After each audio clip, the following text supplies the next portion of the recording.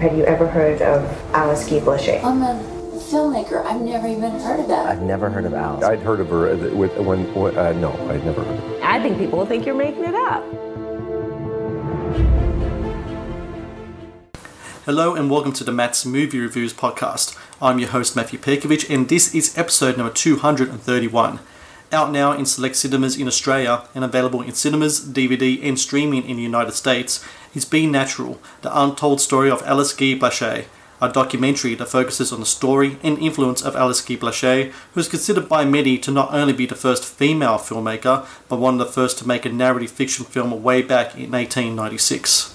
Part biography, part investigative piece, and a long-needed correction to the historical record, Being Natural also contributes to the relevant discussion about underrepresentation of female filmmakers in the industry. Joining me now to talk about Being Natural is the film's director and so much more, Pamela B. Pamela, I thank you very much for joining me today. Thank you so much. There is a question that you ask a lot of your interview subjects in your film, which is, have you ever heard of Alice Guy? So I guess I'm going to ask you a question similar to that.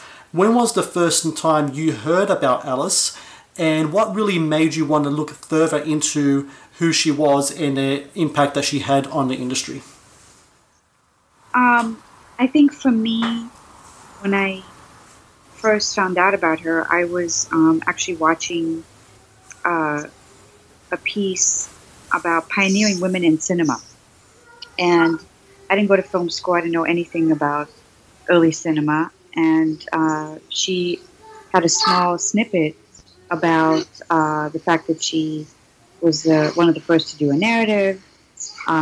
She wrote, directed, or produced all these films, and she had her own studio. So when I heard the own studio part and that she was doing all these other things, that kind of blew me away. And also,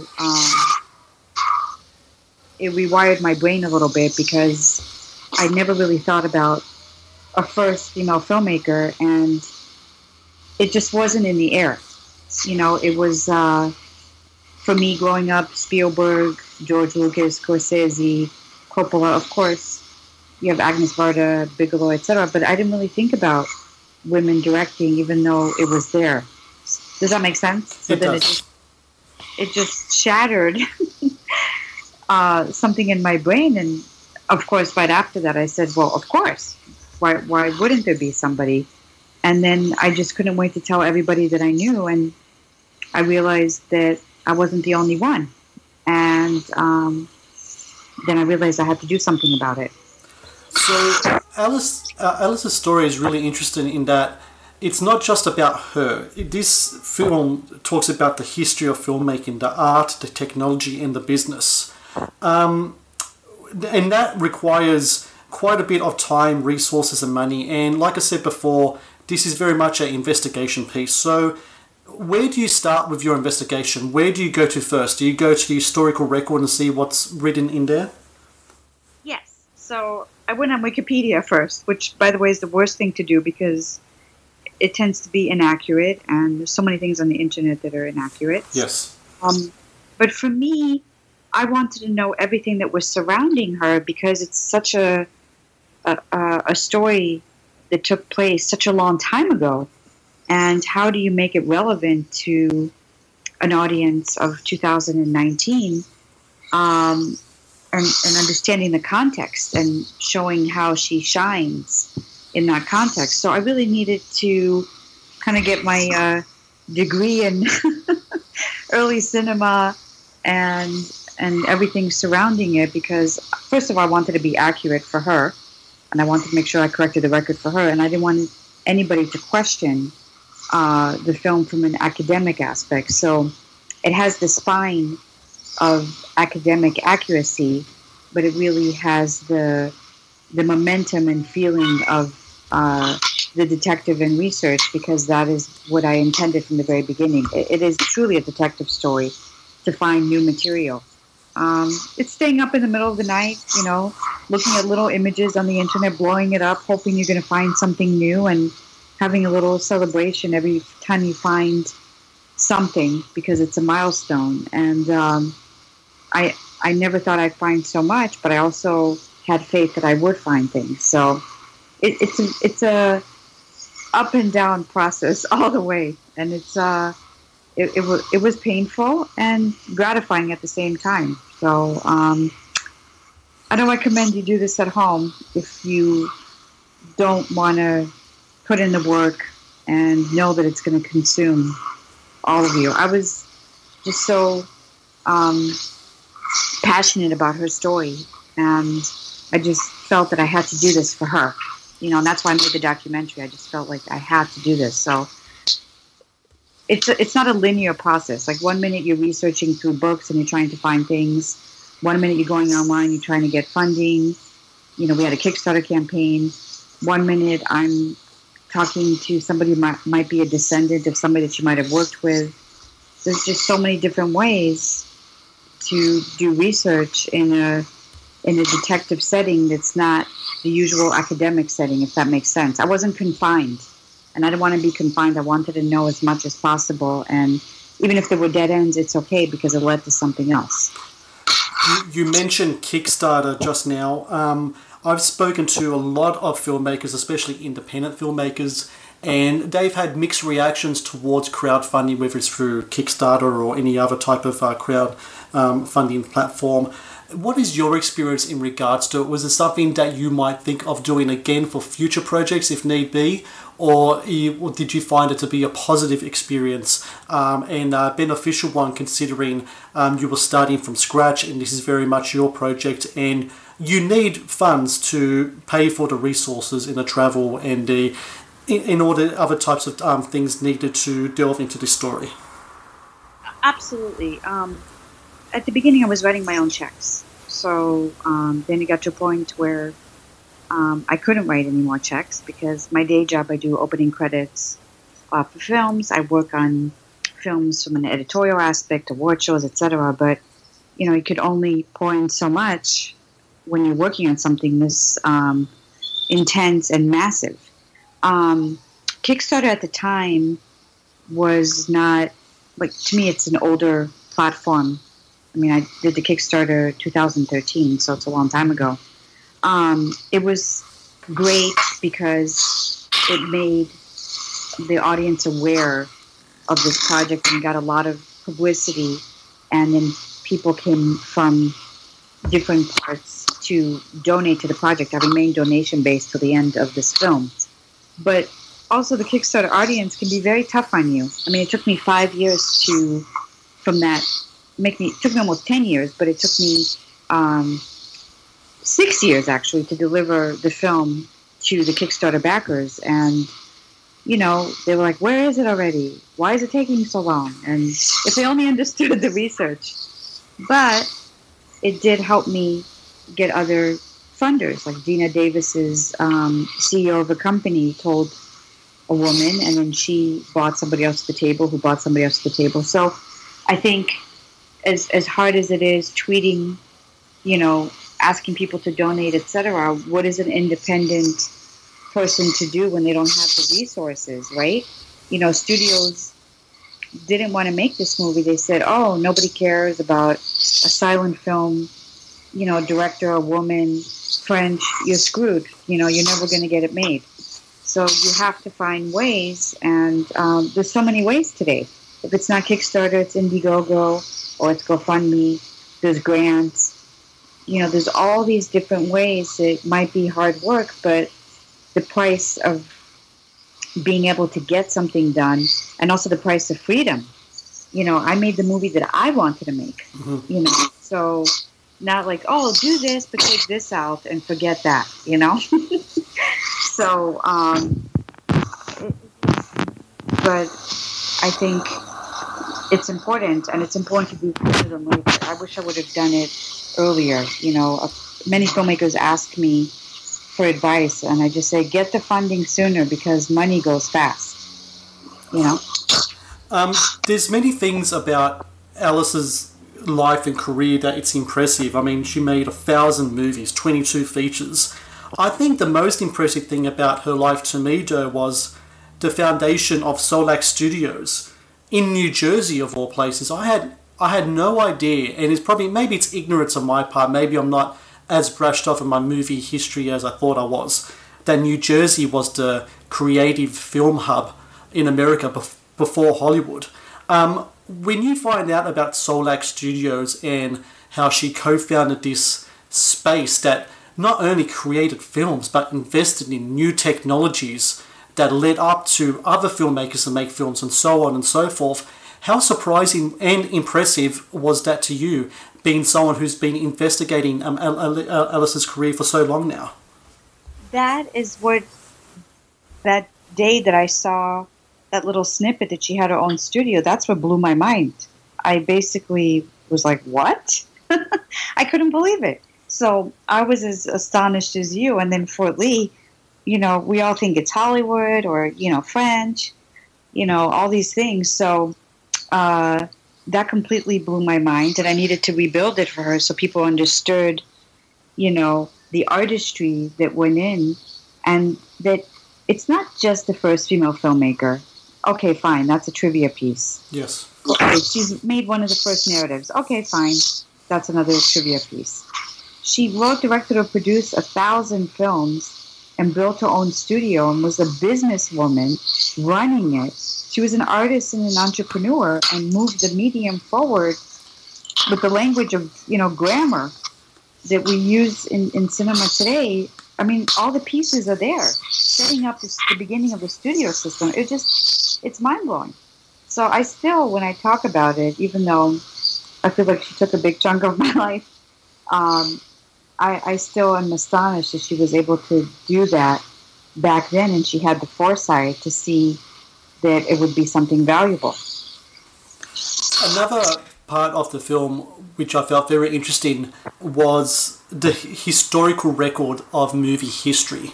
For a very long time, Alice did not get her due. She was not credited for the movies that she made, or was not even spoken of or written of at all when it comes to the history of these studios, of significant, as being a part of the lives of very significant other filmmakers as well.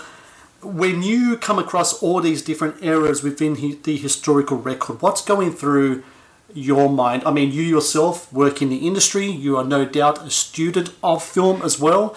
Does it put into question all the other things that you thought was canon at that point in your life when it came to where we came from as an industry, what the history of our industry was? I am not a student of film, so that's good for you to know. And that actually will help with me answering this question. I didn't go to film school. I never knew how to even edit before I did this. Everything I learned on the job, kind of the way she did in some respects. I felt robbed in a way, and I think many people do when they watch this film, because here you have this woman who's doing all these things, and we look at history thinking it's Méliès at the beginning of cinema, Lumière, Lamont, all these other people, and then all these other women that followed her. If I would have known that earlier, and I think Jodie Foster said that herself, it would have given more confidence, to her, even to start directing earlier or thinking about it that way. Because, like I said, for me, it wasn't in the air either. So this, I hope, by rewriting this and correcting the record for her, but just for history itself, it can show boys and girls, men and women, that there were both genders at the beginning of cinema that were part of its creation and its pioneering of all these different things. And it's so important. And I think so many women haven't been recorded and documented in cinema, but it's been happening across many industries. So this hopefully is going to create more stories that need light shined on them so they can be told. So then we just continue. History is filled with holes. We need to continue to fill in the holes to set up this mosaic of something that's a little bit more correct. I mean, I don't know if you know the story of the Mona Lisa. Yes. The one, it was him as a man, then it was him and his mistress. The story kept changing. Amelia Earhart's story keeps changing. History is constantly changing. And I had a lot of pushback from historians when I made this, like, oh, everybody knows about Alice, but if we get rid of you guys, then nobody would know about her. And they weren't open to new material, new documentation. And you have to be open to something new. And then after this film, maybe somebody will find something else to continue to complete the picture by looking at it with a fresh lens and new technologies to uncover, you know, some of these stories and things that happened back then. I always also find very interesting about this film is the correlation between the filmmaker and her subject, and something that both you and Alice have a lot of things in common, but one thing in particular that really struck me was the idea of new technologies, and both of you getting used to new type of technologies, new things. Alice, of course, had a lot of things in regards to filmmaking technology. You did as well. You stepped in. This was your first feature film, so you worked with new things there. The first time as an editor, which I found very interesting considering the amount of material that you had in front of you. I'm sure the editing process would have been something just fantastic for you. Also, I find really interesting that this is very much a globe-trotting story, and I'm very curious, did all of your kind of interviews and such, were they done over the internet, for example? I mean, how much of a resource that is these days as well. I use it all the time. You and I are talking through Skype. I think it's such a magnificent thing. Can you talk to me about getting used to new technologies, new ways of creating films, and editing especially? Is that something that you want to go forth with and do more work with your own features? That's funny that you are mentioning that point. In my day job, I would always give editorial notes, and also I would do selections and, you know, time codes and pick shots and do a lot of those stuff. So I was a creative director, and I still am. And I would cut audio. For some reason, I love audio. But when I was working on this, the first thing I said is, like, I'm going to do Skype calls, and then I'm going to show a postcard, and then she's growing up with cinema, so the movie's going to grow up as well, because we'll have 60 millimeter, we'll have 35 millimeter, we'll have 16 millimeter, we'll have 8 millimeter, we'll have a U-matic tape, we'll have video, we'll have all these different formats in the film, including the graphics, animation. So it'll be filled with all these ways of being able to tell stories and all these mediums, iPhone, FaceTime, Skype. I love it. I think, you know, people are like, oh, it's not cinematic. Why does she have to do the phone calls? It's not interesting. Why does she have to do the Skype? Why do we need to see this stuff? It's the process of investigation, and I think it creates excitement because I'm taking you with me on my journey to uncover Alice's story. So I love that. Editing, yes, for my future projects, because I already have something else I want to do, but probably not the main one, probably just my specific shots, and then I would just have somebody helping me as well, because I feel like this kind of did me in. I did have people helping me, like finishing and stuff like that, but sitting there with my co-producer Cosima, going through the massive amounts of material and cutting it down and cutting it down. The movie was 2 hours and 45 minutes as my first cut, and then it was 2 hours when it got accepted to Cannes, and then I managed to cut out another 18 minutes. So I'm definitely a slicer and dicer, but a full-time editing like that, I would want a partner in crime, that's for sure. Final question here. This movie is a lot of things. I think for a lot of people, it's a engrossing film. It's entertaining film. It's a just illuminating, insightful movie.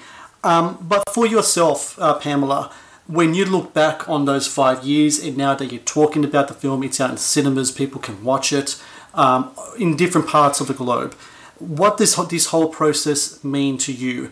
Do you feel like that you have done a great service, which I believe you have done, by the way, to not only the filmmaking community, but also to a whole gender who, especially within the industry that you work with, are underrepresented and need to have stories like Alice's stories to show that yes, it can be done in a lot of ways. It can be done without the need of anyone else to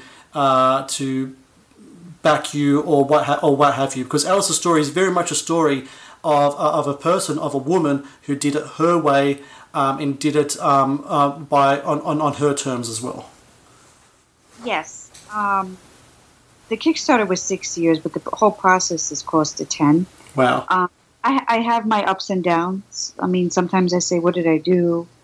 You know, this is so much time out of my life, or is it good enough for Alice? Would she have liked this? Did I do enough for her? So I have those moments, but then I have moments like now when I'm talking to you and I'm seeing, you know, the articles and her face on things and her quotes, and she's speaking, and it's just so special that her story is getting out in the biggest way ever. You know, I'm never going to be able to pull out of early cinema.